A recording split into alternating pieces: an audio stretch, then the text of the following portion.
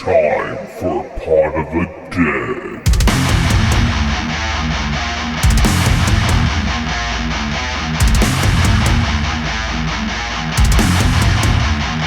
Join us!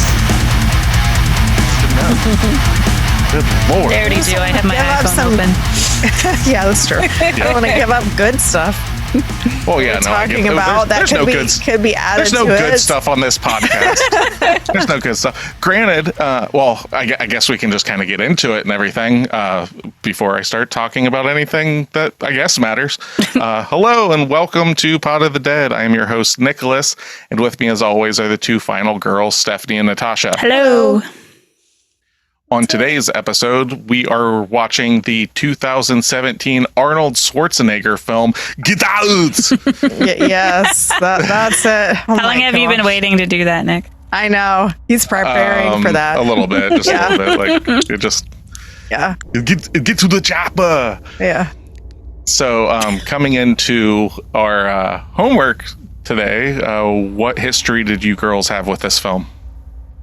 I've seen it before. I thought I had seen the whole movie. Turns out, shocking, I fell asleep about 2/3 of the way in. So what I thought was the ending was not, which I was fine with. It was the first 5 minutes of the film. I made it about 1/3 of the way in because I was talking to Drew about it, and he was like, "I don't think you watched the whole thing. What do you remember the ending being?" And I told him, and he was just like, No, not even close.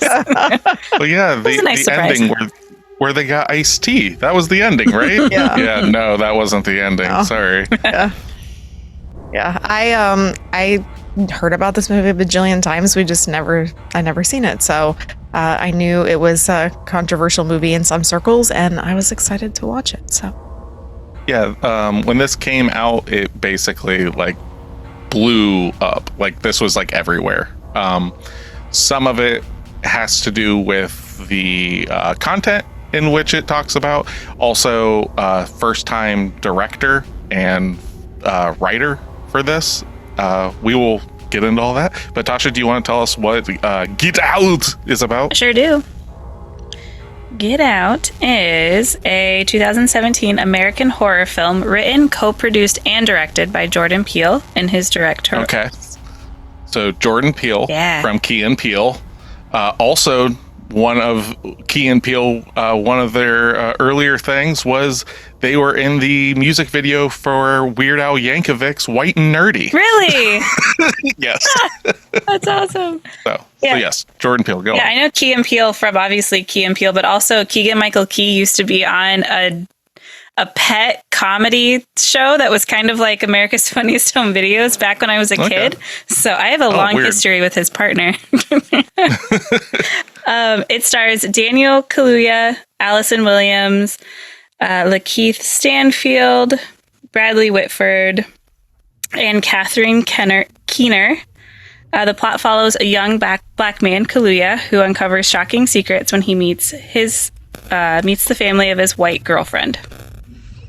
Yeah, that kind of touches on a little bit of what this film's about. This is definitely it's hard in this day and age to not see trailers and stuff like that. But this film is definitely one of those movies that's better if you don't see the trailers, because I do remember when the trailer came out for this, it kind of gives away. It doesn't give away the elephant in the room, but it gives away some stuff that you're like, oh, okay, like sinister happenings and whatnot. Well, I mean, it's a horror movie, so you have to expect some sinister stuff happening. You're going away to somebody else's house. Bad things are going to happen. But it removes the wool from the wolf in a sense, where you're just like, oh, like this person isn't a good person or stuff. Yeah. That being said, I do have a few other alternative overviews of this film. I'm ready. All right, you girls ready for this? No, probably not, but do it anyway. Ready. After random objects falling from the sky result in the death of their father, ranch owner Chris Washington attempts to capture video evidence of an unidentified flying object with the help of a tech salesman. Is that Nope? Is that the? Yeah, Yes, that's what it I was is. That thinking. is Nope. Yeah. Yep. Daniel Kaluuya, Yeah. I believe is how you pronounce his last name. He's the guy that plays Chris in Nope, our main protagonist. Yes. cool. Saw that in the IMAX. It's very good. That is another Jordan Peele film. Okay. All right, on to round 2. Oh no. Chris Washington is a 27-year-old man whose father is the head of a major hotel chain.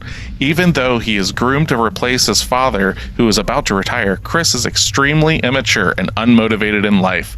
When his father considers making Dean Armitage, who Chris despises, his new replacement, Chris decides to prove his father that he is capable of taking over. He must repeat grade school all over again. Oh 2 my weeks gosh, for each Mr. grade. D. Or no. In order Billy to Madison. take over the hotel empire. The further Chris progresses, the more Dean tries to derail him. Billy Madison, because yeah.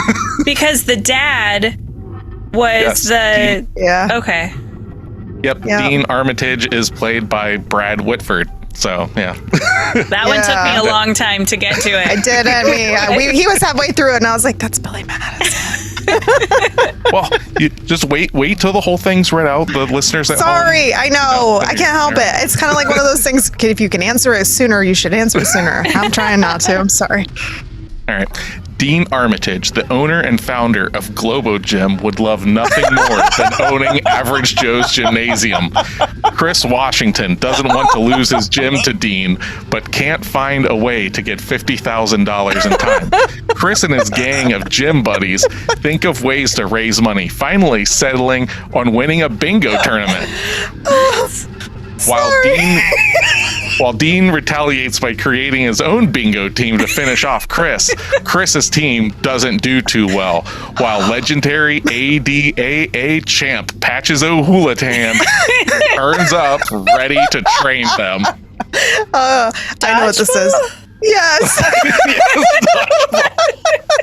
So Stephen Root, Okay. the blind man in this film, he's the guy that's like reading all the weird sports magazines and stuff. And yeah. So. Yeah, he's like, if you can dodge a wrench, you can dodge a ball. Yeah. Well, that's Rip Torn. That's Rip Torn. Oh, but that's yeah, the guy that's in this movie too, though. Right? No, Rip Torn's not in this. Are No, you sure? no. Stephen Root, the blind guy, that's the guy in Dodgeball that's like, hey, Oh, Peter, you're right, check yeah. out this magazine. He's got like the Asian That's wife right. that hates him. Oh, that's right. That's right. Okay. Yeah, you're right. Yep, so. Oh my gosh, that was great. That Those was my were favorite one good. so far. Those were good. Yeah, Thank that you, one was thanks. really good. Yeah, it was a toss-up between Dodgeball and Office Space because Stephen Root also plays Milton Wadhams in okay. Office Space. Okay, So, that was all right, hilarious. so this film came out in 2017. What do you think its budget was? Now, mind you, I'll give you a little insight. It was distributed by Universal. That does not mean that it's a high budget. Because the production company was Blumhouse, and Blumhouse, I believe his name's Jason Blum, the guy that owns it and stuff, is really big on giving quote unquote smaller budgeted films a huge chance. So you come to Blumhouse and you've got like an interesting idea. It's like, yeah, sure, why not? We'll fucking try this. And I wouldn't that's have, how. yeah, I wouldn't have thought this had a big budget anyway, because I mean, it just kind of takes place in a house. I mean, it's not like we have a lot of special effects that are coming into play. The horror here isn't graphic in the sense of what you would expect. So, Well, I mean, like last week, that film wasn't graphic or gory or anything. that's so, the I week mean, before. This is the goriest film we've ever covered. I do have a question before we get into budget about the production companies. So this also was with Monkey Paw, which is Jordan Peele's production company, a smaller company. Drew and I were having this discussion. So if you said Universal was the distributor, Blumhouse was the Correct. production company, then what did Monkey Paw have to do with it? They probably chipped in some, like Jordan Peele probably chipped in some money, and he's a co-producer and stuff like that. So like there are multiple producers on this, and producers are Okay. the people that quote unquote produce the product. Got it. Like that's where, you know, like you'll see like Universal, 9 times out of 10, they're just the distributor. Sometimes they're the producers, but they find films and they like, yeah, we can make money off this, and they get into the theaters and stuff. Cool. Blumhouse, stuff like that.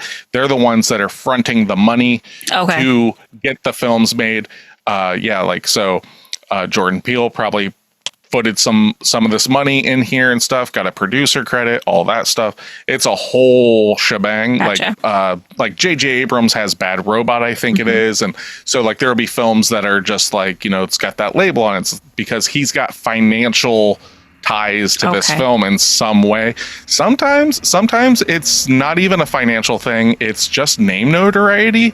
Like Steven Spielberg, like you just slap his name, or Quentin Tarantino. So like they'll back it and stuff, but it won't necessarily. Sometimes it is with money, but sometimes it's not. It's just their name gains eyes.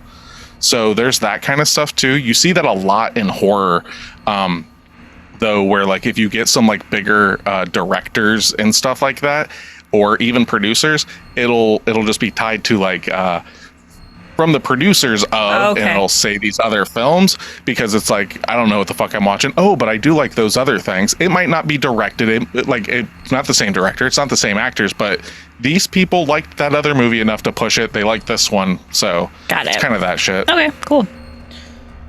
But yeah, what do you think that budget is? I think that budget is $3.5 million. I don't know. Not confident. 1.5. Tasha's closest, $4.5 million. Oh, okay. That's still higher than I expected. Okay. Yeah. I definitely probably talking out of my ass and stuff, but I think a lot of Blumhouse's stuff, Blumhouse, however you want to pronounce it, I'm going to be wrong either way. It doesn't matter. I don't see them like doing much over $5 million for like quote unquote entry level. Like you have no quote unquote directorial experience. You've not put out films.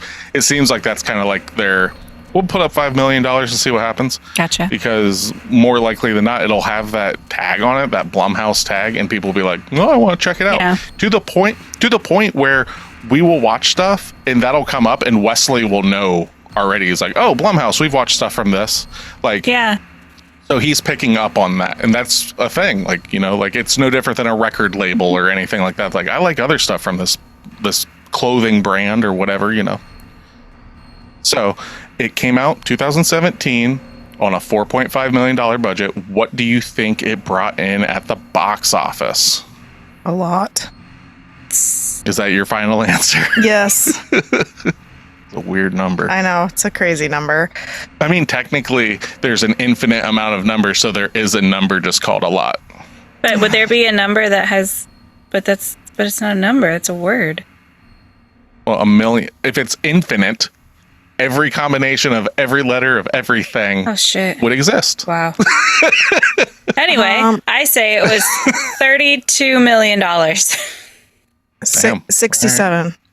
Damn, you girls are just lowballing the shit out of this film. Really? It made $255.4 million. Oh my gosh. Is this the largest grossing movie we've covered?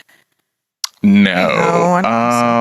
I don't have our history up right now, but like A Quiet Place made a fuck ton of money. Oh, yeah. Okay. I remember that. Oh no, God, The Exorcist. Yeah. Oh yeah, that's like one of the highest grossest movies ever. Forgot about you that one. love that film. Yeah. He loves it. How could we forget? I know. I forgot because I drank that part of my brain away.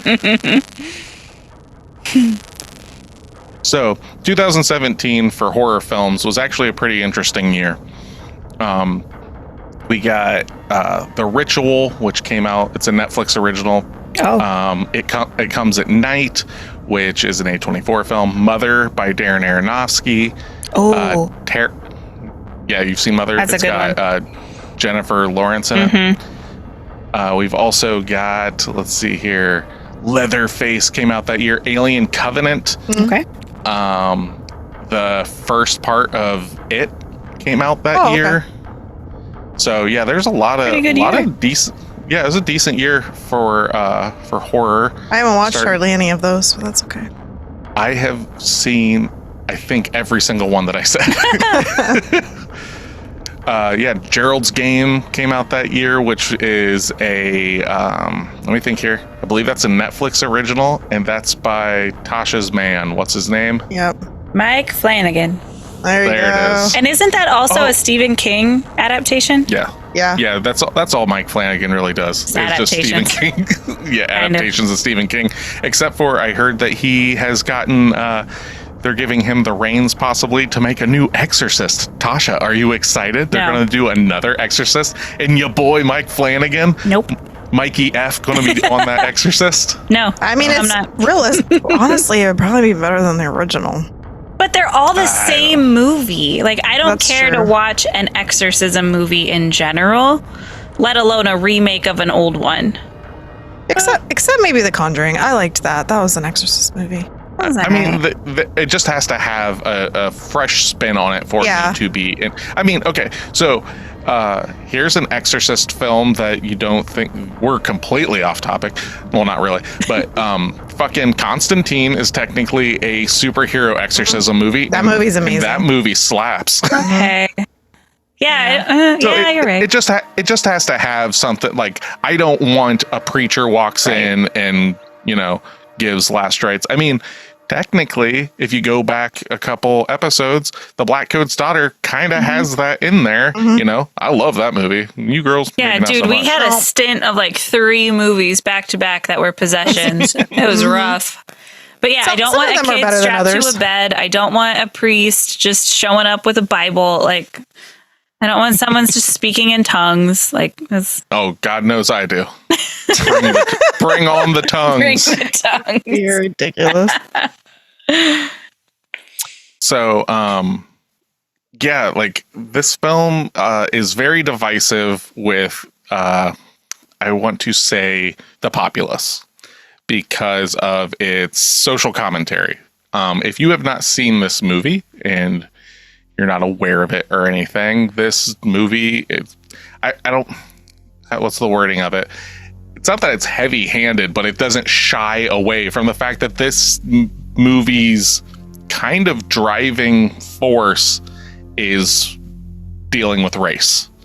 Well, yeah, that's the whole premise of the movie. Well, I understand that, but Yeah. if you don't know what this movie's about, yeah. that is the through line of it. Yeah. And but the thing that I think a lot of people miss in this film, though, where like some outrage comes because there are people that hate this movie because of that, is that there's also a lot of comedy in this film, and it's poking fun. Like there are some very real emotions that are on display here for certain characters and stuff, but also like it even shows, like when you look this film up like on Google and stuff, that this is a horror comedy.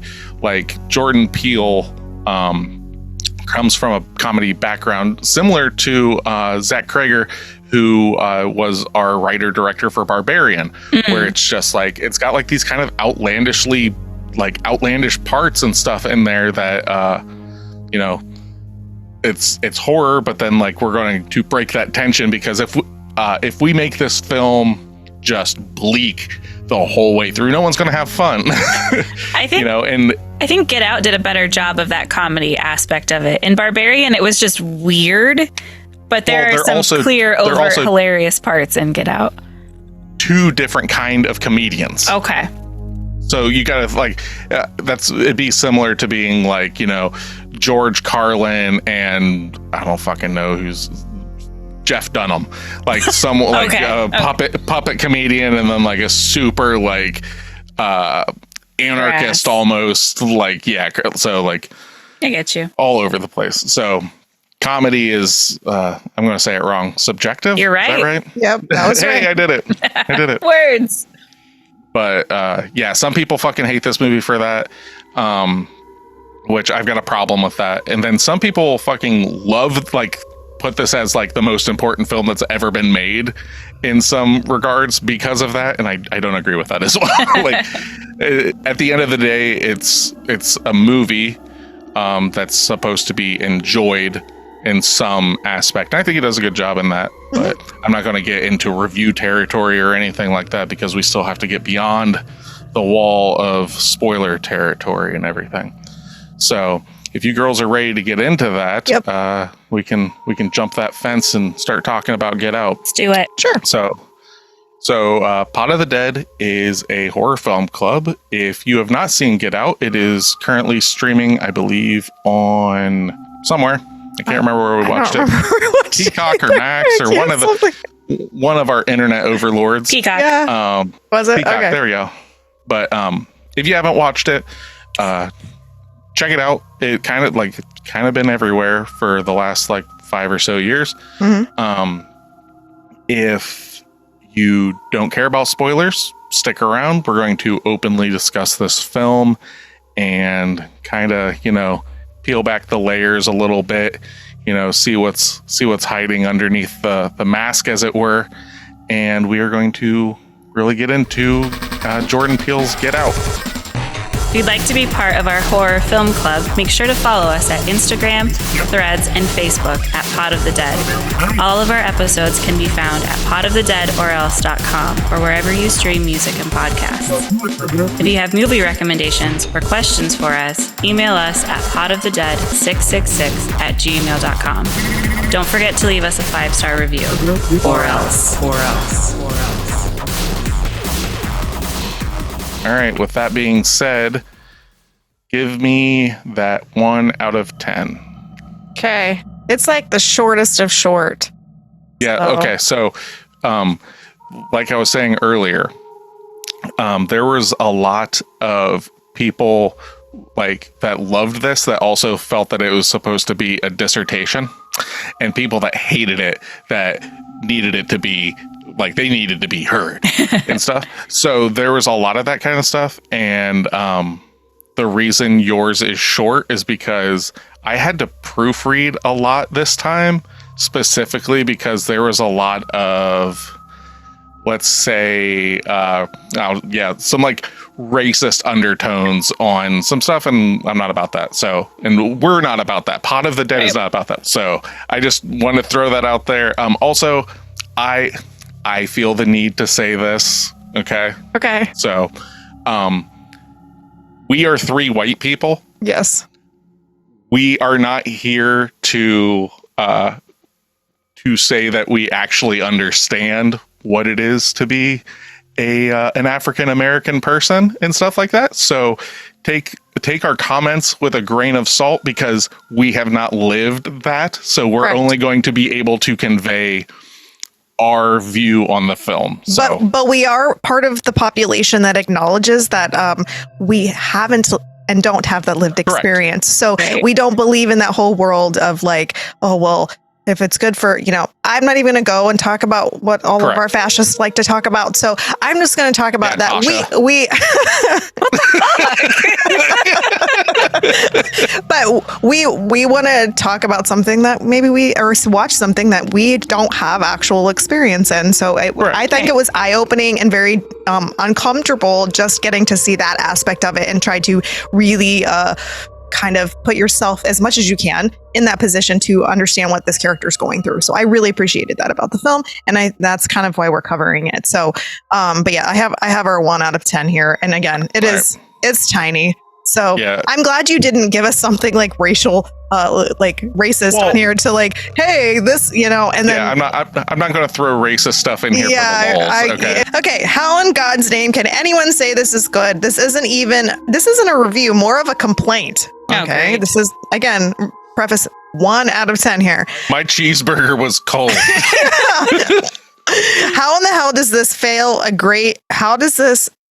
grade piece of snot get such good reviews, and yet All Eyes on Me gets nothing but trashed in the reviews?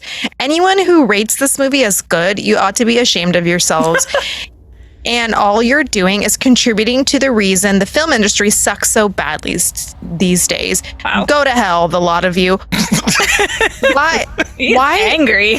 Why is one movie compared to the other in that sense? It's you can accept and appreciate something for it individually. So, we had that kind of thing lot with what was that? The Menu. Remember, there was like somebody just like pissing and moaning about the way the food looked and stuff. They gave the Menu a 1 because they were like fucking pretentious. You want to see it was what about real pretension. food? Yeah, it was just ridiculous. Well, we've had another one that was like an alien movie or something we watched. I don't think it was Alien. Oh, maybe it was Alien, or it was a movie we watched that we were like they compared it to Star Wars. Yeah, or something like that. You have to appreciate it for what it is. So anyway, that was weird. Films, there can only be one film per genre, guys. Like that's what we have to understand. Oh, okay. Yeah, apparently. What was that other movie stuff? Have you ever heard of that? I haven't. All Eyes on Me, and it looks like it's spelled like the Tupac album. So no, seriously, did Tupac make a companion film to his album All Eyes on Me? I'm gonna Google it. Tasha, do your review, and then I'll look at this up. Okay, 10 out of 10. Ignore the 1 to 2 star reviews. So there we go. The 5 and 6s are valid. Some people don't like horror, and that's cool. Okay, well, if you don't like horror, why are you watching this to begin with? Well, because you should give everything a shot, realistically. I mean, I watch shit that I'm not necessarily into, just to give it a shot. Okay. Prime example. I watched Twilight when it came out because I wanted to see what all the hoopla was about. And it's amazing. It's a film. It's not the worst. I watch it every year. It's nowhere near as bad as what some people would say and everything, but it's not what Steph's saying it is. No, it's not great, but it's nostalgia for me and the girls. We watch it literally the entire series together at least once a year. So yeah, sorry. So going off on a tangent. So if knowing that you watched it, so you watched Twilight knowing that it was probably something you wouldn't like, would you then feel compelled to write a review on it knowing that you went into it not liking it? Or would it just be like, that's what it is, no, I'm not gonna bother? No, like, I mean, if some people review everything they watch, like that's a whole hobby for some people, right? So going into I'm actually more forgiving of films if I have a feeling that it's not going to be my taste. Prime example of the inverse of that is Avatar. What? You're not forgiving of that. Well, that movie fucking sucked. Both. I won't even give the second one a shot because I watched the first one. And I don't need to sit through another 3 hours of shit that I know that I'm not going to like. But don't you want to know what the hoopla is all about, Nick? Yeah. No, I watched the first one. That's different. I didn't watch the second Twilight. Well, no, yeah, that's true. The second Twilight is not very good. So. We'll see. But the last ones are better. No. But no, what I was going to say though is like, if I hype something up really like, oh, I'm going to fucking love this and go in and it doesn't do what I want, I kind of feel bad about it. Yeah. Furiosa is a prime example. We went and saw that this past weekend. It's not that it's a bad movie. It's just that I fucking love Fury Road and I held it to those expectations. Yeah. That's what it was. But it was then good. like if I go in to watch Twilight, let's say, right? And I'm like, I know this isn't going to be for me, but who knows? Now, if it was still fucking dog shit, I'd give it a 1 out of 10. But I'm never going to watch it again on purpose. So it's probably like in the 3 or 4 category for me. Oh, wow. All right, just curious. All right, I'm going to start over. Okay. Yeah, start over. Sorry. Ignore the 1 and 2 star reviews. The 5 and 6s are valid. Some people don't like horror, and that's cool. The 1s and 2s almost all reveal some racial motivations. Yep. The same type of thing you might remember from the latest Star Wars sequel. The ironic thing is that this is more than an indictment of the, quote, enlightened liberal. But that really isn't what makes this movie good. It is the quintessential, quote, good horror movie as opposed to the, quote, good movie that happens to be horror. For instance, Silence of the Lambs, Psycho, or even movies like The Babadook and Black Swan. Instead of attempting the drama as horror or serious socio-political allegory, this is a classic horror movie, done as well as it's ever been done. It embraces the hallmarks of the genre without being submerged by them, adhering to the classic formula close enough to avoid the, quote, mystery label. It's got its share of blood, but avoids relying on it. Barely any. Yeah. Okay, guys. I'm gonna go tonight and just watch all the guts. It had a good amount for me. It was Okay. the right kind of amount of blood. There weren't enough faces being smashed in for you. It was. You couldn't have. This could not have been gory enough for you. It was. Oh, I screamed. I yelled so loudly at one part. It's got its good share of blood, but avoids relying on it or devolving into torture porn. It's tongue-in-cheek, but doesn't devolve into a farce or parody. Amongst the best of the decade. Okay. So there was something back there where it was talking about not just I can't remember if I'm paraphrasing what they said properly or if I misheard. Did they say that it's not just a good horror film, it's a good film? Is that kind of what they said? It's a good horror movie, not a good movie that could be considered horror. See, I would actually kind of flip it. It's like it's a good movie, but for me, like as a horror fan, like it just doesn't do. If I'm going into this expecting a horror film, it doesn't check a lot of those boxes. It's a good movie, but yeah, I would argue the inverse of that. I guess if you're thinking about like subgenres, I see it more as like a psychological thriller. Mm-hmm. Yeah, or a psychological horror. Yeah. Well, they brought up like Psycho, and they brought up Silence of the Lambs. I think both of those films are way more hitting the mark as a horror film. Now, this is the thing. This is where my skin color shows. I don't know the horrors of being a black person in that situation. Correct. So that's the big thing, because Jordan Peele said like he wanted to make a film that was from his perspective that he had never seen. Like he wanted to make a movie that is from the perspective of a black man being viewed by white people and stuff like that. So that was so that's where like starting up where I'm like, just some basic ass white dude, like don't at me and stuff. Yeah. I'm not going, I can 100% try to understand. But reading something is not living something. So true. Yeah. I agree. But not to get so somber and stuff like that. But I think it's a good thing. Like this isn't something that, like you said, that you would consider horror based on your lived experience. Correct. That's but like needed. That's a good thing to note. It's really weird though, because like this is what I kind of struggle with is it's because I think when we were watching it, Steph mentioned about like all the microaggressions and stuff that are kind of thrown throughout here and stuff. But at the end of the film, the thing that like we're already in spoiler territory, so I'm going to kind of blow it or whatever. We can still talk. It's not. Yes, it's racist, right? In the purest sense of the word. But it's not out of hatred. It's out of they're looking at these black people longingly, and they want them so they can be them, and it's so weird. So it's one of those things where the one guy says black is in fashion, like that whole kind of thing.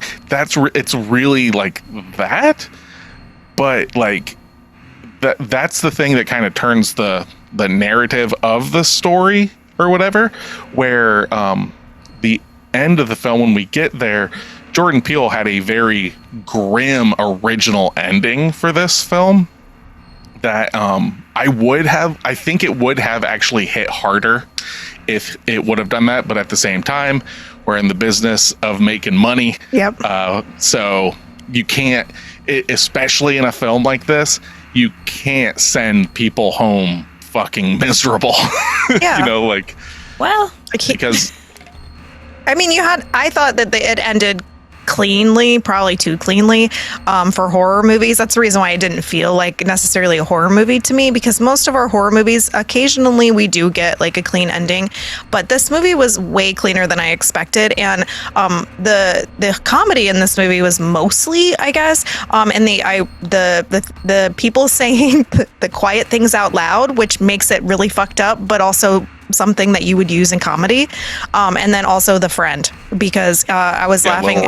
Oh my God, I love him. So he's in Free Guy with Ryan Reynolds, and that's where I recognized him from. He's a cop in that movie too, and he's a TSA agent in this one. And I was like, I love the way he speaks, and he's just so over the top and so fun, and I love his character. And I honestly don't know if this film would have been as successful or as enjoyable for me specifically if he wasn't in this movie, because the girlfriend, I understood like her intention and stuff, and which I actually did not see that part coming. Like where she ends up going back, like talking about the girlfriend and stuff like that. That was one of the things that Jordan Peele pushed back on when I was talking about the trailers and stuff giving too much away. They wanted to show the key scene in the trailer. Oh, and like that's how much that they were pushing for. So when she's like got the keys and she's like, I can't let you go, they were about to fucking give up that. Like that's where like how like trailers nowadays give you the fucking movie. They like, do a lot of times. It's ridiculous. They do. Yeah. And this one, like with her, I didn't see, like, I honestly didn't see that coming, because if you look at her, and I was like, the whole time after I found out she was one of the bad guys in the movie, I was like rooting for her to die, like in the most worst, horrible ways, which she doesn't really. And I was kind of sad about that. But I can't even imagine. Like, I think that's where the horror piece comes in, where somebody literally brings a human back every time, once a year, to their family. From what it seems, the way they're playing it out, in order for them to basically take however they're doing it, take a piece of somebody. Yeah, they're auctioning off their bodies to then put somebody else's consciousness into them. And that's a white person that's like older or dying or whatever's going on. And it's really fucking disgusting. And that's where the horror piece comes in. But the rest of the movie was just like, the entire time I'm watching this, like, I am so fucking uncomfortable. Mm-hmm. And I'm like, and this girlfriend, she's playing this part really, really well. And she obviously, when you come to the terms with it at the end, you're like, holy shit, she's been doing this and duping these people like as like a Black Widow, literally forever. So Jordan Peele, when he was directing Allison Williams, the girl that played Rose, to think of her role as two completely separate characters. Yeah.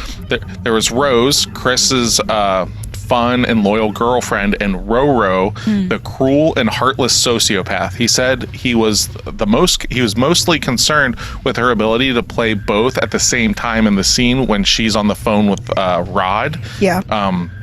In which she has to have Roro's face and mannerisms while sounding like Rose. Peele added that it was absolutely essential that the audience believe Rose and Chris are in love at the beginning of the movie without any suspicion otherwise. So like, yeah, if there was like a red flag early and stuff, you're gonna be like, oh, whatever. But yeah, like so long up until that key scene, you're like, it's everyone but her. Yeah. It's everyone but her. And then you find out like she's literally the bait. Mm-hmm. Like she is the knowing bait. Yeah. And she's, like I said, she's the Black Widow. She's pulling them into her web and then handing them over to her family. And it's fucking disgusting. And like, it was just horrible in that way. And then, I liked the way this movie opened as well. It definitely had a cold open in terms of like, because we get those sometimes and sometimes we don't, and we did in this movie, and I really liked it. And then we get to see the guy in it later on, and I liked the visual of us understanding that this is the same person, and then being like, oh shit, then you know something's off, but you don't know what's off yet. And I kind of called the mom thing from like early on. That was just way too on the nose. Like, they were just playing into the fact that she does hypnotism too easily. She's like half a second away from twirling a mustache through this film. She's always just like, meh. Well, her mustache is her teacup, right? Yeah, and so exactly. Well, yeah. Yeah, and which she stirs with a silver spoon, which is like supposed to be like privilege. Yeah, well, that's what this whole thing is. Like, they have all this money, and then like both of the he's like their gardener or their groundskeeper, groundskeeper, and then their maid. You already know that's what makes this movie so uncomfortable, and it slowly peels back the layers. And okay, so go ahead. So there's something really interesting about that. Okay, so the groundskeeper, right? Yeah. We later go on to find out that is Grandpa, right? Yes. Okay. And then he's like running through the yard and all this stuff. So Roman Armitage, that's Grandpa, never got over his defeat by Jesse Owens. Oh. So he continues to run in Walter's body. Director Jordan Peele confirmed in the DVD commentary that Walter/Roman would run at night, attempting to improve his time, as he has seen when he's running directly at Chris. Okay. So I didn't make that that's connection. that. I didn't either. And then also when we meet, what's her name? Because that's the Our housekeeper. the housekeeper Georgina. and stuff. Georgina, there you go. When we meet Georgina, they're talking about how like, oh yes, my mother loves this room. This is her favorite room, and blah blah blah. And that's also the time that so Grandma is Georgina. That's when you meet her. Like she's always in here and blah blah blah. And there she is. Oh, okay. So like, there's a lot of that. This film, I was saying this to Steph after we watched it. This film is really good for 2 watches. You watch it, you're like, oh shit, right on. Then you watch it again, and you pick up on all these things. This was probably like my 3rd or 4th time watching it. Beyond that second watch, it's just kind of like, okay, like it's not super, super deep for that kind of stuff, because it is kind of, for lack of a better term, one note. This is the thing happening, and then you just pick up on all the clues throughout it and stuff. But also, another side thing of that, so we've got the Armitage family, right? The last name Armitage is a homage to the 20th century horror writer H.P. Lovecraft. Okay. It's the last name of the protagonist in Lovecraft's story, the Dunwich Horror. So this movie deals with some kind of Lovecraftian, like crazy sci-fi horror-y stuff. So he was definitely influenced by that. And then on top of that, did you guys remember in this film, for some weird ass reason, you see like a knight's helmet in a car? Yes. And there's no real explanation to that. It's at the end of the movie when he's like getting ready to leave or something. Yeah. Yep. So what that is that Jordan Peele wrote like this huge backstory that's not meant to be in the movie, but it's like this history of the family, and their ancestors and like whatever you want to call it, like there's like a through line from the Knights Templar to this family. Okay. So it's all of that, and that's what that helmet is. That is a Knights Templar knight's helmet that's in that, and that's what the son was wearing when he like got the guy at the very beginning. Like that's kind of what he does. Okay. So there's a lot of that kind of stuff. So like, there's this huge backstory. The group of friends, they all belong to an ancient secret society descending from the Knights Templar, who are associated with the Holy Grail in popular culture. For centuries, they have been trying to seek eternal life promised by the Holy Grail, and finally achieved it with the coagula procedure. This also explains the significance of the knight's helmet Jeremy has in the opening scene where he abducts Andre. Got it. Yeah.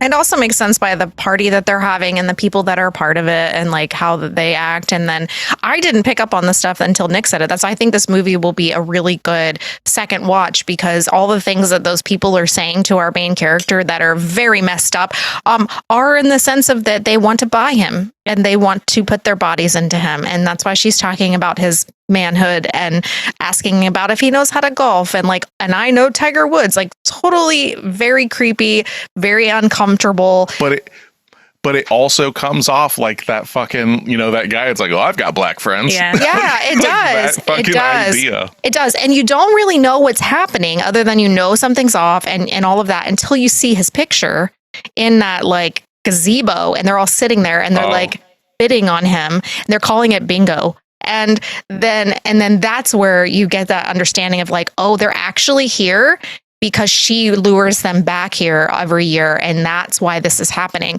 And that was the aha moment for me. So all the stuff leading up to that, because I hadn't seen this yet, all of these things that these people are saying, I'm just like, what are you fucking doing? Why are you talking like that? Yeah. That is horrible. You're a terrible human being. Like, that's what I'm saying. Like, I was very vocal through this entire movie, let's just say. And I was just like throwing my hands up and being like, that's so racist. Don't talk like that. And so like all this stuff. And then eventually it makes sense as to why they're doing it, because they're I mean, not in a good way, but and then when we got a little bit further into the story, it definitely unfolded better. But I thought it was really well written in that sense, because you do peel the layers back. It's not all handed to you. So, well, like with all of that kind of stuff going on in it, like that's where it's like it still is purely racist, but it's not like your grandpa's racist, like it's not like, oh, we fucking need to kill him, all that kind of stuff. It is still fucking disgusting and everything. But like talking about the bingo game, there are quite a few different like slavery references in this movie. So the bingo game has some pretty overshared imagery with slave auctions, as do the leather bands in the chair. When Chris rips the stuffing out of the leather chair, it's literally being saved by picking cotton. Although most of the chairs were stuffed with polyester fibers these days, director Jordan Peele confirmed they made an armchair filled with cotton fibers to maintain the symbolism. Okay. So, but also, I didn't know this until I started researching it, and this is where like I'm just some white guy, and then you see it like, okay, so there's the scene earlier in the film where Chris meets the family for the first time and they're talking about hitting the deer, and then the dad just goes on this fucking tirade of hating deer. Oh yeah, I saw that very much so. Yeah. Well, it doesn't make as like it. Yes, it does, but it doesn't make a lot of sense, like why it's so much. So Dean has a lot to say about how little he cares for deers and bucks. The phrase "black buck" was a racist slur in post-Reconstruction America for black men who refused to bow to white authority. So that is specifically what he's referring to, is he's talking about that. And it's just like, that's so like, that's awesome. Like we look at it and it's just like, oh, it's obviously he's talking about deer and black people. Like, there it is. It's like, no. Yeah. It's got like, it's actually a lot darker and deeper than even that. Well, I think that's a good explanation, though, as to why, as a white person, we go into this, because we don't have any of those experiences. Our ancestors don't have that. That's not part of our culture in terms of like us, like growing up. Like, we didn't live in that. And so like to learn about those things and hear about like that they literally had a term that they would use for people who were like this, is fucking out of this world, and that's where I like watching this kind of stuff, because you get to learn.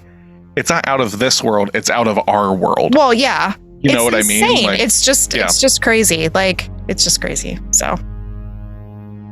But, so I butchered the word earlier, and I'm going to butcher it again. The coagula. You're right. I believe is how it's pronounced. Right. Yeah, I think so. It's the mind transfer procedure in this film. Yeah. Right? It's Latin for "it joins."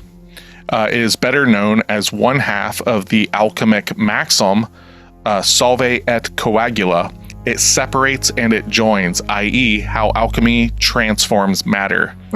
And like the Night Helmet, it hints at the ancient roots of the unnamed society of body snatchers. Okay. So, like, I remember, watching this every single time, and it's like the coagula, and I'm just like, what the fuck is that even? It's a crazy name. Making like it makes me like it's so close to another word that like duodenum or some shit like that, and I'm just like, what the coagula? What? And then like researching, oh, okay, it's Latin. Fucking, of course it's Latin. Yeah. Goddamn Knights Templar and their Latin and their crazy ass white people parties, making fucking sex slaves. Yeah. Lil Rel kills me in this fucking film. because he has them pegged from the get-go. Yes, It's and that's what makes him so cool. like I just you better not be going to that white bitch's house like all the fucking time. Yep. And that's like actually comes from like the idea of why this movie's called Get Out. Jordan Peele named this film Get Out and stuff because of black audiences always just seeing like a horror film and be like, don't be going in there, don't get out of there, like all that. And I'm like that sometimes too on certain films. I'm just like, no, why the fuck are you going in there? So it literally is there. And like so many times what's his name? Rod, I believe, says it. And then I believe Andre's character says it to him, get out. Like it's always directed directly at him. And I believe it's always from another black character saying it to him. Mm-hmm. It's always like, it's literally like the shared experience kind of thing amongst them. There's a lot of that in Nope also. If you haven't seen it, like when they see the unidentified creature, it's just a lot like, nope. Like, it's so good. Nope, we're not dealing with that. Yeah. We're just gonna keep moving. Is it also like that in Us, where they like see something and they're just like us? That's a really good movie. They're both on the list. I don't know if we'll get to them this year or not. I can't remember. I don't have my fucking schedule in front of me. But they are on the list. They are. This is our first Jordan Peele film. Yep. I liked it. It was good. Oh, and by the way, I forgot to bring this up earlier. So we were talking about that All Eyes on Me thing. Yeah. That sounds like it is Tupac, by the way. Okay. There was a movie that came out in 2017, which is around the time. The biopic. Yeah, and it's drama music based around Tupac. Yeah, so that's what it's about. So I think they were just talking about like his lived experiences in his movie versus this being another. Well, okay, sure. I don't know. Like literally, they're in that sense they're just comparing two films that have black protagonists in it, and like I don't know if they're trying to be like, well, whatever, but it's like you're literally just basing your comparison on skin color at that point. Well, not necessarily. I haven't seen the movie, but if he dealt with a lot of things with white people and he was dealing with racism, it might have some kind of correlation where that's horrific in that movie, as well as the correlation is the horror in this movie, even though it's not a horror movie, it's a drama. So, well, that's what I'm saying. It's like All Eyes on Me I have not seen it, but I'm 99, considering when it came out and stuff, I'm 99% sure it's just another one of those like musician biopics. Yeah, like I think Rocket from Man the sounds of it is. And I'm kind of surprised that Noelle hasn't seen this yet. Because I would totally watch this. So that's why I'm saying like the only through line, like you could have compared Get Out to a million other films. Yeah. And that's what they compare it to and stuff. And it's like, well, it came out around the same time too. I think that's a huge part of it too, probably. And it isn't rated horribly, like they said. I mean, it's not rated great, but it's not like a 3 or something. I mean, it is a 5.9. So here's a couple other things though that I didn't really 100% pick up on in the film, but it's things that like just stick out and you're like, why are we doing this? Mm-hmm. Right? So the whole smoking thing. Yes, right? That was weird. It's such a big deal, right? Yeah, for what? Yeah, it's because smoking deteriorates the body and they want the bodies in the best shape that they can be in. Right. Okay. So that's like something like it never really clicked. No. I thought it was more of just a ruse. Mm-hmm. Like they found something and they were just going to use it against him kind of thing. I thought they were just doing it so they could get him under hypnotism. Well, yeah, but I'm saying like but it's more than that. It's like they just don't want him to smoke because it makes the product less desirable. Yeah. That makes sense. So that I was like, oh shit, okay. Like I thought it was just like we can use the smoking as a ruse, in a way to just get him hypnotized. And then the other one that it's a super cringy scene when they get pulled over. Well, not pulled over, but when the cop shows up. Yeah, and he's asking for his ID. And Rose is sticking up for him so much, and it's just like it feels so heavy-handed and stuff like that. Well, there's a reason for that, and it didn't click until I was researching and stuff. So she was arguing with the police officer about showing identification. She's avoiding a paper trail. had the cop run both their licenses, there would be a record that Chris and Rose were together before his eventual disappearance. Yeah. That didn't click. Like, because I just thought it was like that whole like, I can't believe that they were hassling you because you're black. And I was like, that's pretty heavy-handed, like, kind of stuff. And it's like, no, there's actually a real reason. She's playing the part of being outraged, specifically, though, to cover their asses. Clever. Okay. Well, and she could just be making her own alibi in a weird way, because part of it was like, why is she calling? Because it was like, well, if you need any help, don't call the police and call this other number, the whatever. So she's like calling them. She didn't have to do anything. It wasn't like their car wasn't drivable. So like that was also something I was wondering. I was like, okay, so you hit a deer, your car's still drivable. The police is like, call this other thing. Like I don't know. That was really kind of, not that you shouldn't. She probably called 911. She probably called 911. We're not even 100% sure she did. Chris could have, because that's true. So he's staring at this deer and stuff like that, and so his history with his mother and stuff is that he didn't call 911 and he waited. So the reason that this entire ordeal is happening at this very given moment, I think that he called. Okay. And because he didn't with his mom, and that's like when he's in the hypnotism, the therapy chair, hypnotism chair, whatever you want to call it. Yeah. That's the thing that gets brought up, which is a super, super intense scene. Yeah. When we get into that. And that was actually like one of the big things when Jordan Peele was casting for this role. I don't have his name right in front of me. What's his name? Daniel Kaluuya. Daniel Kaluuya was basically brought in.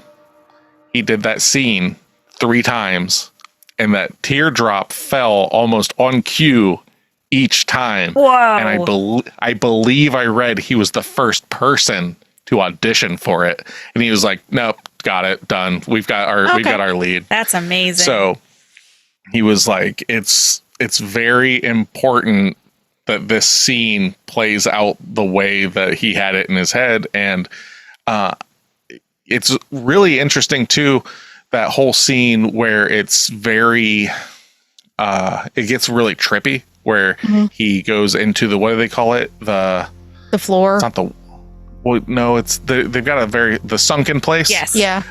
Where he goes into the sunken place. That is supposed to be, I don't have it in my notes. I heard this a long time ago from like an interview with Jordan Peele, where he was talking about that. That is how he has heard a lot of other black people and himself say that that's how it feels sometimes, like in America, where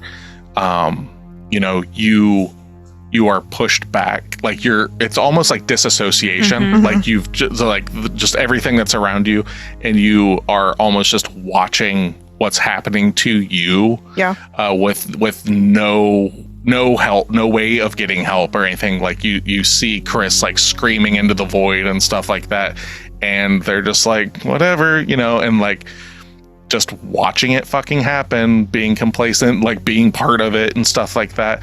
So I may be paraphrasing what he said. Like I said, I tried to refine that so I could quote him properly, and I couldn't, because it might have been on the commentary of the Blu-ray. I can't remember, but yeah, like that's why that is shot the way it is and everything. It's supposed to convey that, because without that, it's just like show dressing. It's like, oh, it's weird to be weird. It's like, no, it's supposed to be more. And like they explain that with the whole coagula thing and everything. It's like, you'll just be a passenger. Like I'll be taking over everything and all that. And even then, Stephen Root's character in this, when he wins the auction and stuff, he's like, he's a blind man and stuff. He's like, I don't fucking care what color you are and stuff like that. I just want those things you see through. And it's like, that's so fucking, like that scene right there, where he is talking to him through the TV, for me is the most sinister, dark scene in this film, because it's so like I said earlier, like the wool off the wolf, where it's just like, he's so nice and everything. Like, yeah, all this pomp and circumstance bullshit and everything. And, I run this art gallery and all this shit. And it's like real personal. And then like once he wins him, he's just like, you're fucking mine. And it's just like, that's so fucking vile. And it's just so transactional, like no feeling or anything involved with it. Yeah. I agree. Okay. I did find something on Screen Rant about what you were talking about, the sunken place. Yeah, what do you got? Really quick, it just says the sunken place in Get Out is a metaphor for the marginalization of Black voices in cinema and society as a whole. And it represents a state of powerlessness and oppression, illustrating the struggles faced by Black artists and storytellers. There you go. There you go. Thank you for finding that. Yeah. Yeah, it was just like, if you just watch the movie and you don't think of anything beyond what's being shown to you, it's just like, oh, that's a neat little parlor trick. But it's like, yeah, no, it like literally means stuff. And that's where I was saying is like, there is like, it's not that I can see or even sympathize with like the racist people that are fucking like about this, right? That's not what I'm trying to say. However, I know that sounds bad. Hear me out. Okay. However, I can see somebody just like not actually liking this movie. Like, even like Tasha and I were talking about this a little bit off mic and everything, where just because it has like racial overtones, like not undertones, like overtones and stuff, and it has a lot of social commentary, just because of that stuff does not make it a good film. No different than it, just because of that, it doesn't make it a bad film. Some people can't break that though, when they have their own stigmas for certain things. But like, I can see somebody watching this and it just like, if I was not into, like more of the, I don't know, like nuanced kind of relationshipy kind of stuff in a film, you go into this expecting Texas Chainsaw Massacre or whatever, right? Because like at the time it comes out and everyone's like, oh my god, it's the greatest horror film ever made. Like, we hear that every fucking film that comes out, it's always the greatest film ever, right? So you go into it and you're like, oh, fucking hype train, here we go and stuff, and you watch it and be like, this fucking sucked. There was barely any blood. Even on Tasha's metric, there was barely any blood. True. Like, so it is more of an existential horror film, because it is very much more about the feelings and stuff like that. Another time in this film that's very effective. This is like, okay, so hi, Nicholas here. Again, I'm gonna say it, standard white guy. So I don't connect with a lot. I don't understand a lot of that underlying stuff without researching it, right? But the things that I can understand is like when he's just trying to get the fuck out of the house and he's asking Rose, please give me the fucking keys, please. Like, he is on the verge of a panic attack at that moment, and like I can feel that. Like, so yeah, like, and just the awkward social situations, like, once again, but like from that point of it, I love movies like this where you're just uncomfortable from the get-go because there's something not quite right. So even looking at it just through my lens, that Stepford Wives, Don't Worry Darling, like everything seems perfect, but there's something underneath that's just gonna ruin everything. And I liked that, how it was done very, very well, where like you're just uncomfortable right out of the gate. Something's not quite right. True. Yeah, I agree. And go ahead. No, I was just saying, are we ready to get to our reviews? I don't know. Are you? I think so. Do girls have anything else that you'd like to talk about? We're not going to talk about the key through the hand, or the spoon through the hand, or the leg. All of the gore that was in the movie. Honestly, I don't even remember most of that. I don't. Okay. So all right. Steph's gonna take an exit, I guess. Apparently. Tasha and I are gonna talk about this. We're gonna enlighten her. I guess I don't remember that so very much. Okay, so we'll start with our first actual gore scene, the brain transference. Yeah. Right? So we get the scalp pulled off and thrown into the trash and everything, right? That's not that bad. Not that bad, but it's still strange that like they're just completely discarding the other person's body. Well, what else are they going to do? Because they're going to remove the brain and put it in the other one. They're not transferring Chris's brain into that body. You're right. That was the weird part. For the longest time, I thought that Georgina and groundskeeper, I can't remember his name. The groundskeeper and the housekeeper. Yes. I thought they were hypnotized the whole time, and I also thought that like it was just hypnotism, mind control. Walter, thank you. I thought it was just mom doing stuff the whole time, basically up until that scene in the basement, really. Okay. So head comes off.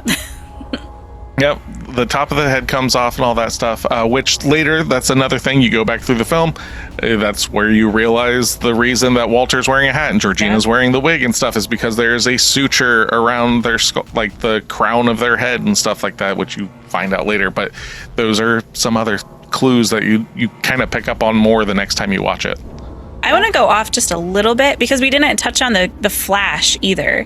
That one, knowing that it's not hypnosis, because that's why it leads to hypnosis. Like they're getting, a blast of light and then they're lucid. But if it's somebody else's brain and consciousness in them, where are they how is the actual person coming through? How I look at it, and I didn't see anything that really explained it, but what makes sense to me is that if we're to say that we've got the driver of it, the white brain, right, in there, and then the black brain is behind it, the flash blinds the white brain, allowing the black brain to see through. So there's two for that brains? given moment. Or it's two consciousness. Well, no, because they say that we're going to have to leave a little bit of you in there. Oh, that's connected to the very bottom. Well, they said you just basically live in that, you live in there as a passenger. Yeah, like you'll like, so it's still, you're still in there as a passenger, but all the decision making, all the motor control, that's me, baby. So is kind of what he says. Okay, so it's like the consciousness is the person that's being embedded, but then the lizard brain is still there intact. Kind of, yeah. As the black person. Okay, that makes sense. Yeah, that part really threw me for a loop. I liked that was in there where like Logan is lucid and is like yelling at Chris to leave. Yeah. But it just didn't click as to how that made sense. I must have missed that part. I wonder if they're pulling it somewhat from like the whole idea of people who have like dementia and stuff, where it's like they completely work differently on different times. Sometimes they're lucid and sometimes they're not. And maybe this is the trigger that like the flash of light or something specific that like draws like them. And like some people who have dementia or whatever, they have the same thing where it's like they have a moment, something triggers in their brain, and then they come forward as themselves and not this other, because it's doing what it's doing. So I'm wondering if they tried to do a play on that or something. I don't know. Yeah, because there was a time when Georgina was talking to Chris in his room. There was no flash, but that's when she cries, almost like her real person is coming through. Yeah. It's still there. It's still there. Yeah, it's there, just like stunted. Yeah. And I think that, like, well, obviously the hypnotism is there to keep it at bay. Yeah. Like, I have a feeling that if the coagula was done and then you never came back to the house, there would be some sort of altercation within the synapses and stuff like that. I feel that they have to keep coming back to like an oil change almost. Like we just got to keep on. If you had any problems, okay, we'll just keep going. Because that's how they view it. Is like, got some new wheels. Yeah, because that's how Logan, quote Andre, was back to being Logan, was after going behind the screen with the mom. Yeah. Oh, I feel much better now. Yeah. So creepy. So what is it like being a black person? I've had no problems. And instantly Chris is like, the fuck are you talking about? Well, like when he shows Rob the picture of him, it's like, yeah, that's Andre. You don't fucking look like that though. Like, I don't fucking know what. But yeah, so we got that little bit of the blood and stuff, and then the big the deer head through his face. Yeah, it doesn't show a lot, like, though. It's like, it does, but it's not, like, grotesque, and it doesn't linger. I mean, this isn't Midsummer, so I don't know.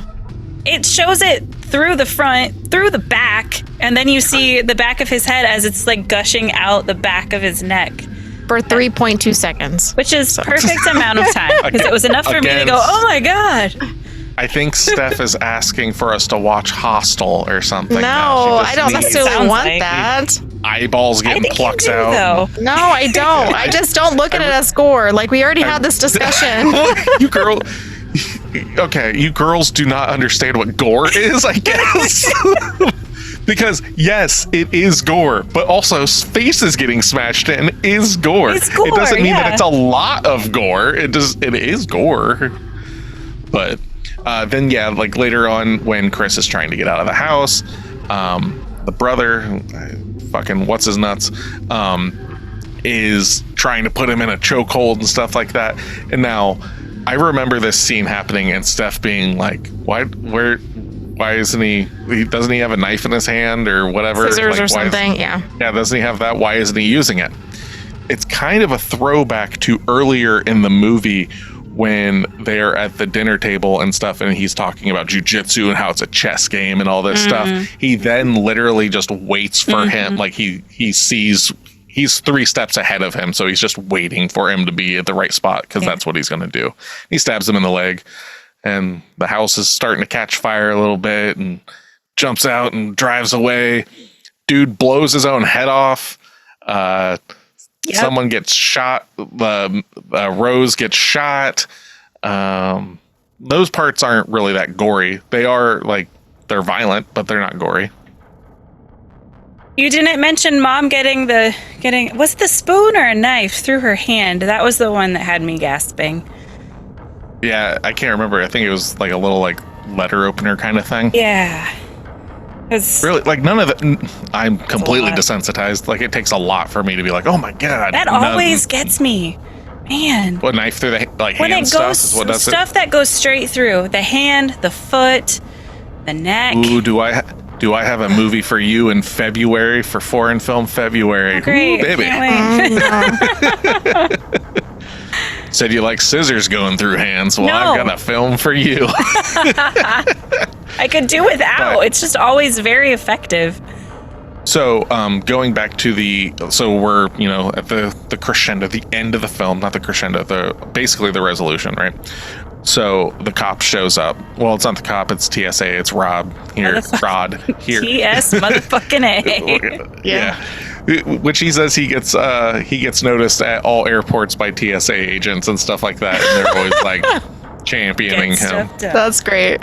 But in the original script, that was not going to be TSA. And there wasn't, I guess, probably not a lot of fucking comedy in this film, because how he had it was that a cop was going to show up and Chris was going to go to jail for killing all of them. Yeah. I wondered. And that's how that film was going to end. That's what I thought was going to happen. Jesus Me too. Christ, man. If that would have been the end, I am so about downer endings and stuff like that. But for this kind of it being a social commentary film and everything, it's just good Lord, I know. man.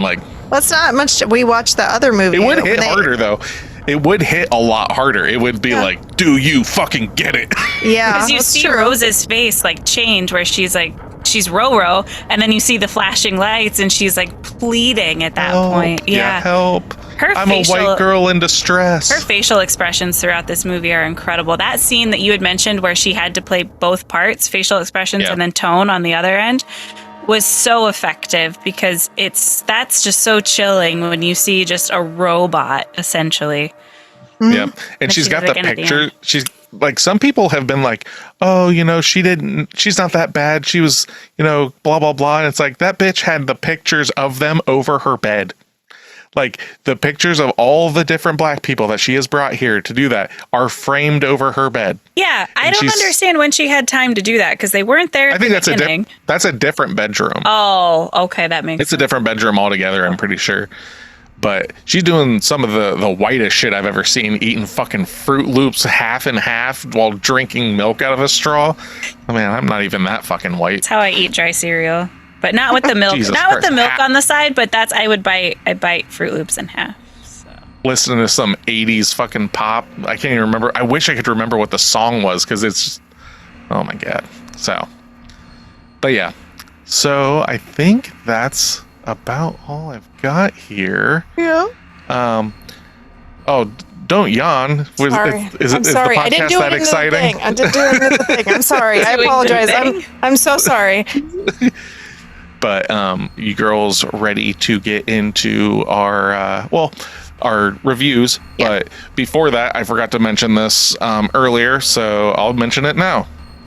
So to kind of give you like the idea of what was coming out at this time, we are getting like The Fate and the Furious and Despicable Me 3, Star Wars The Last Jedi, Jumanji Welcome to the Jungle. Yeah. So like Guardians of the Galaxy 2, Okay. Thor Ragnarok. I love that movie. Lots of family superhero movies. stuff. Mhm. Yeah. Yeah. So, but yeah, then this film comes out and it does its business, and it did a lot. Yeah. It did a lot. Yeah. So, all right, let's get into our reviews. Yes. Who wants to start? I'll go. Okay. I don't normally go first, but I'm going to. I don't have a lot to say other than it was a movie. I liked it. It was uncomfortable, and I would probably watch it again one more time just so I could pick up on all the Easter eggs that I missed, and try to kind of pull from what we talked about today so I could understand it a little bit more. I do think there's a lot more depth to this movie than you see on the surface, so I like that about it. I think it's very intentional, and I appreciated that. The humor in this made me laugh every single time. It was great, and I didn't love it. I didn't hate it. It was in the middle, so I'm going to give it a 6.5. I'll go. right. So yeah, the first time I watched it, I fell asleep after the first time he went into the sunken place, and for whatever reason, I thought that was the end of the movie. I missed so much of the movie. You did, yeah. It's like, all right, that was a great that was a movie. film. Yeah. that was a movie. Right, well, now Yeah. he's in the nothing forever. Okay, great. Yeah. I like it. I've seen most everything Jordan Peele's done. I really like his I like his style, I suppose. I would watch it again. I like movies that have like that uncomfortable, like we've mentioned before. I didn't get it from the racial standpoint, but just that you come into something that seems so great, but you know something's gonna go awry. I like movies that have that feeling through it. The twist was really, really good. I love a movie with a good twist. I also am giving it a 6.5. Okay. I've kind of spoke my opinion on it throughout the episode. I think it's a good movie. I do feel though it doesn't warrant multiple viewings. After 2 viewings, I think you're going to get about everything out of this. Unless there's something that you fucking love about this. I think the average viewer, I would say watch it twice. If you like it the first time, just watch it again to pick up on all that other stuff. You'll be like, ooh, all right. The film that comes to mind that I compare it to with that kind of stuff is The Sixth Sense. Like once the twist has been revealed or whatever, it loses its wow power in that sense. But I'm not going to hold that against it. But this is probably a first that I can think of. I'm also giving this film a 6.5. Oh, wow. So we don't even need to do the math. Nope. It's a 65%. Yes, it is. So you'll more than likely like this film. But there's going to be people that aren't going to dig it. Like I said, I can 100% understand people that don't like this film because they're sold a horror film and they don't think it's horror. I can get that. Yeah. What I won't stand by though is that it's like, why is it got to be? Why you got to bring politics into blah? Let's just shut the fuck up. Like, it's all that bullshit. Like, Yeah. So that being said, it's let's talk about something that we want to champion, and then we'll get to homework. Okay. That sounds great to me. Who wants to go first? I think it's you. Oh shit! God. Okay. First off, hold on today. You asked. You get to answer it. So I watched a show. I think it's on Peacock. It's called Wolf Like Me. I binge watched it, like legitimately start to finish, 2 seasons, no stop in between. I just laid in bed literally all fucking day long and watched the whole thing. And it has the guy, and I'm terrible with remembering actors and stuff, but it is a horror-based type show. I wouldn't say like completely horror, but it does have that element, because obviously it's called Wolf Like Me. And it has the guy who plays Olaf as the main guy character. I don't remember his name. Yeah, there you go. I thought he That's was familiar. him. Yeah, and then the Isla Fisher. Yep. Yep. And she's the main person in it, and I guess I can share it, but like, if you haven't seen it, you should go watch it. It's good. It's literally a shifter show that it deals with a lot of like interesting things. I don't even know. I don't want to spoil it for people who want to watch it. So I liked it. It's about a single all the dad. previews for that show. Is it? Yeah. Okay. It's so it's not a secret. Okay. So she's a shifter and he's a single dad and they both have like this backstory with their partners and how they passed away. And then they just meet randomly it's really cute. It's almost like when this gets to me with like reading all the books that I do. It's like a fated mate story kind of, but they don't want to be. It's like they're like, no, go away, no, come back, no, and it's very good. I really liked it, and the second season was interesting. So it's her kind of trying to hide her true nature, and it's got some humor in it because she has to lock herself under the full moon in the basement of her house, and she has to bring like all kinds of body parts and stuff from animals and like live animals because her wolf doesn't like eating things that aren't alive or recently alive or whatever. It's pretty funny in a lot of ways, but I liked it a lot. Like, I was very surprised. I thought I wasn't going to even get into it because most of those shows sometimes don't really hit for me, but I really, really liked it. So I'm going to say Wolf Like Me on Peacock. Go watch it because I binge watched the entire 2 seasons. So, okay. Mine is a docu-series that we watched last night, and kind of the same idea. I've binge watched it straight through. It's called Living Undocumented, and it's from 2019. It's on Netflix, and it follows undocumented immigrants in America after Trump changed the rules for immigration law. So before, like when Obama was in office, it was, like the ICE would detain and deport criminals that were undocumented in the States. And then it flipped to anybody that was in the States undocumented. So there were people that had immigrated here in the 80s that were like political refugees that had to like go in every year to do a checkup or whatever, that were then, in some cases afraid that they were going to have to leave their entire household, leave their kids, leave their house, and get deported back to, and one of them, he was from Laos and had lived in the States since 86. And it followed him. So it followed people there was like an Israeli family, people from Honduras. So it followed people from all across the world and their life and like what they had to go through, either had to deport and then had to work their way back to the States to be with their family. There was one woman from, I want to say Colombia, who was deported with her 3-year-old son, and she was 36 weeks pregnant, trying to then get back to the States to be with her boyfriend, to like have a life. So it's very, very good. It's very compelling. Like I said, it's on Netflix. I can't remember how many episodes it is, but each episode is about multiple people. So then you get kind of sucked into it, because then it'll bring up a new family, and then the next episode follows that family a little bit more while going back to check in on another family. So, yeah, anyway, it's called Living Undocumented. I highly recommend it. Okay. Cool. That sounds good. What was that on? It's on Netflix. Oh, okay. Right on.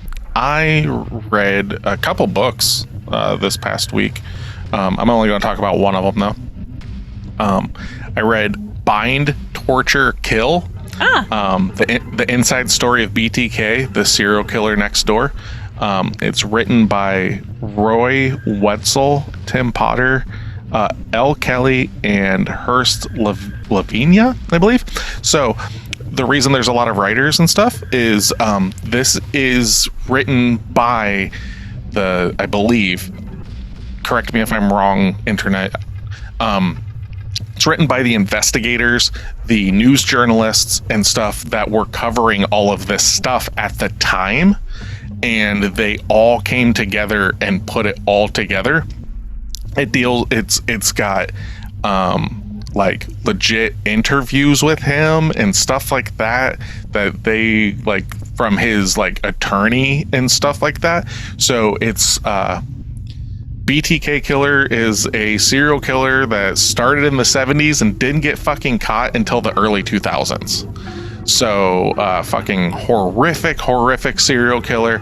But I like true crime books and stuff like that when it's from the basically from, like, for lack of a better term, like the detective's point of view going through it. And then you can, it's just, I don't like it when it's like over like trying to be dark and brooding and stuff like that, because I've also like checked out some books that are like that, and I just fucking hate like that they're trying, it's already really grim and now you're just trying to like put a spin on it to make it dark. This isn't, it's very matter of fact, and like this is what was going on and this is what we did, and it really goes into the nitty-gritty of how they went about catching him and everything, which is super interesting to me.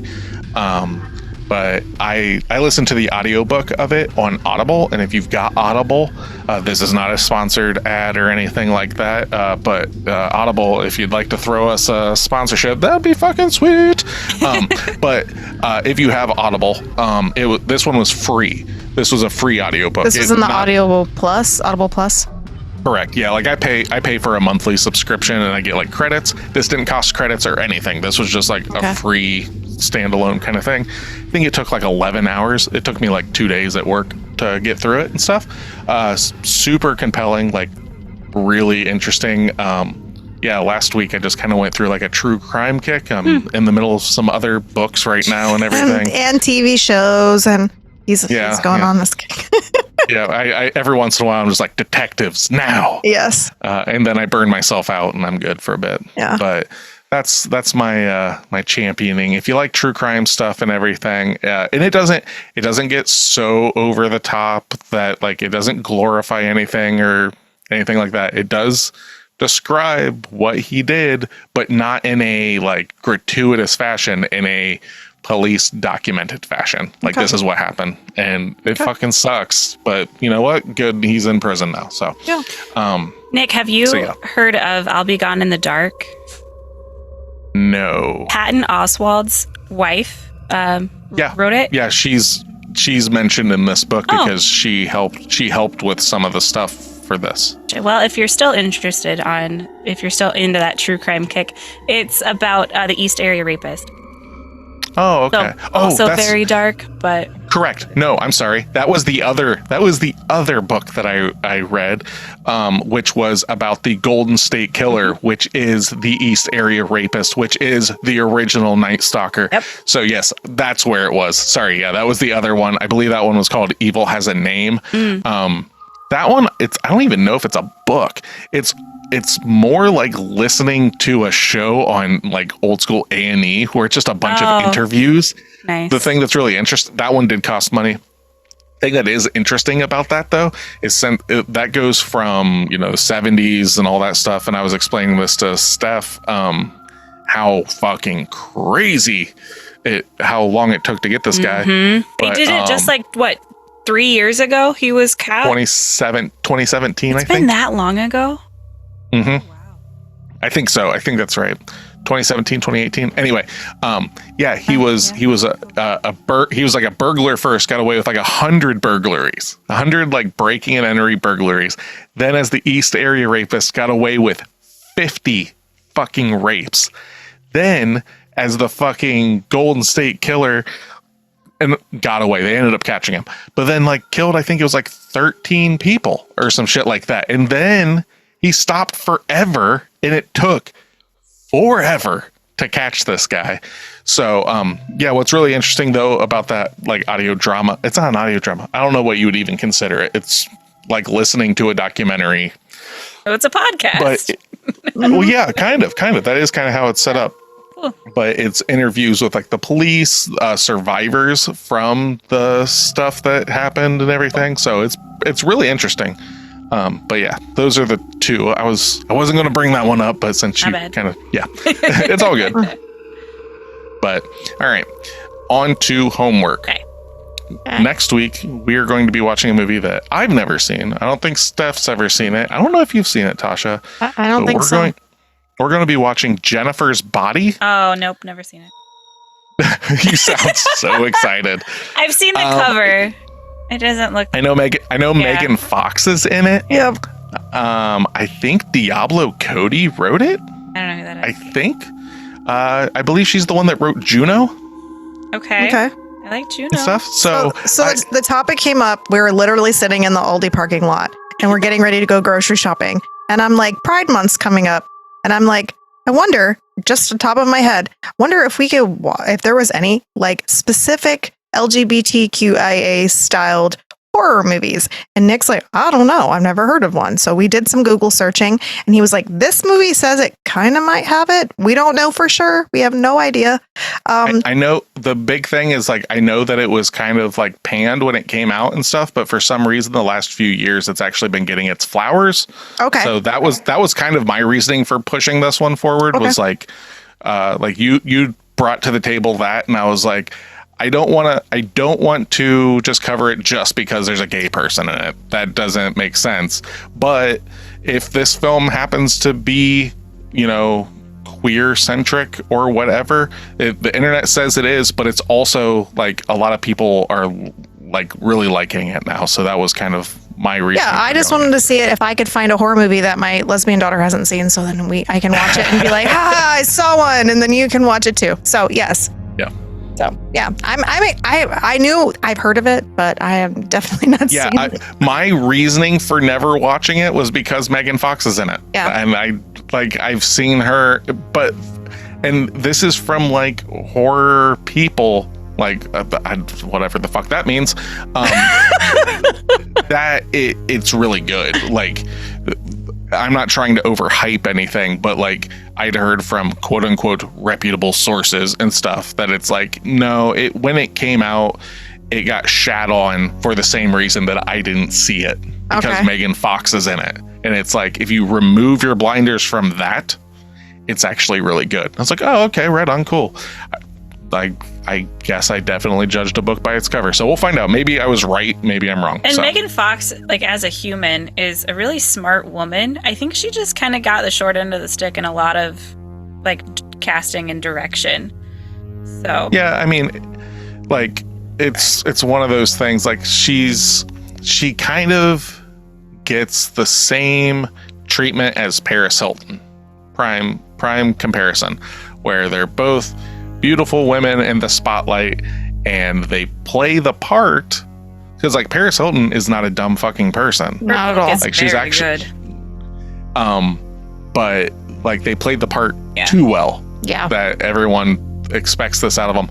Now my thing was just like a selling point of a film. Megan Fox is in it. It's like, I don't care. That doesn't sell to me, so I'm gonna watch all this other stuff. But I guess a lot of people were instantly like, fuck her, and I'm just like, I can't. Outside of Transformers, I don't know if I've ever seen anything else she's in. Oh yeah, she was in that. She was in a Machine Gun Kelly video because Sydney. Oh, she's gonna hate this. Sydney really liked Machine Gun Kelly for a minute, and now the internet knows that. Okay. So for Pod of the Dead, I am Nicholas. I'm Stephanie. I'm Natasha. Come back and listen to us, or else.